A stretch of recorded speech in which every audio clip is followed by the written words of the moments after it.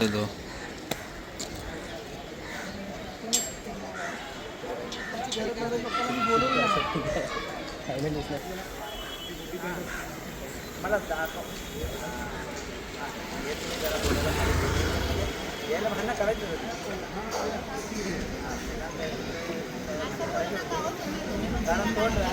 मानखूर police station detail घेतो.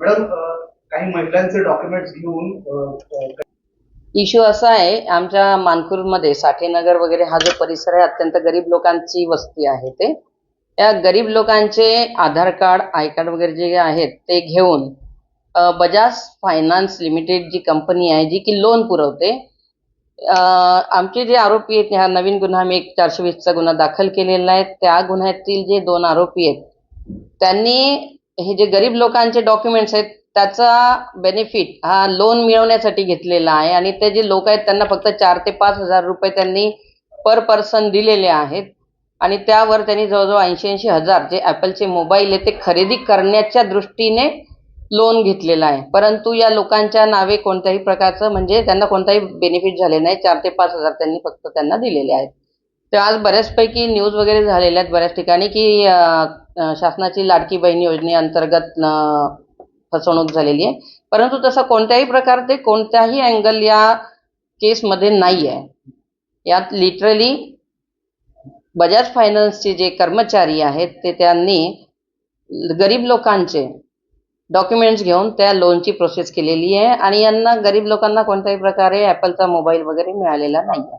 साधारण किती महिला आहेत यामध्ये?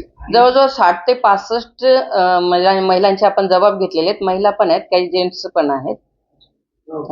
20 हा प्रकार सुरू होता. हा जवळजवळ 2 वर्षांपासूनचा हा संपूर्ण आहे. 2 वर्षाच्या पिरियडमध्ये यांनी गुन्हा केलेला आहे आणि 20,07,000ची आता सध्या आमची अमाऊंट टोटल निघते आहे. कदाचित आणखी लोक वाढू पण शकतात, कारण या माध्यमाच्या अनुषंगाने मी लोकांना आवाहन करू इच्छिते की ज्यांची या पद्धतीनं फसवणूक झालेली आहे त्यांनी जरा समोर यावं. जास्तीत जास्त आम्हाला विक्टिम्स आहेत, बळीत आहेत, त्यांना आपण मदत करू शकू. मॅडम, आणखी आवाहन कराल की अगदी खरं आहे. याच्यामध्ये आपण आता आम्ही मानखुर्द पोलीस म्हणा किंवा मुंबई पोलीस म्हणा, एक सायबर शिल्ड नावाचा आमचा एक प्रोजेक्ट असतो. दरवेळेला आम्ही दर दिवशीला एकतरी किमान कॉर्नर मीटिंग घेतो आणि लोकांना आम्ही सजग करतो की बाबा तुम्ही तुमचे जे डॉक्युमेंट्स आहेत असं कोणत्याही अननोन पर्सनला कोणत्याही कारणासाठी देऊ नका. खरोखरच तुमची आवश्यकता असेल आणि त्या डॉक्युमेंट्सवरती तुम्ही लिहा काय कारणासाठी तुम्ही डॉक्युमेंट दिलेलं आहे.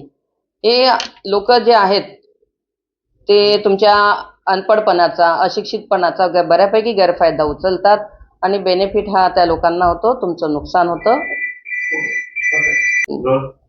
मॅडम, नेमका आता या संदर्भात किती जणांना अटक करण्यात आलेली आहे आणि किती नेमके आरोपी आहेत? यामध्ये 5 आरोपी आहेत. आणखीन लिंक एखाद्या वेळेला वाढू शकते. 2 आरोपी सध्या आम्ही अरेस्ट केलेले आहेत जे मुख्य आरोपी आहेत.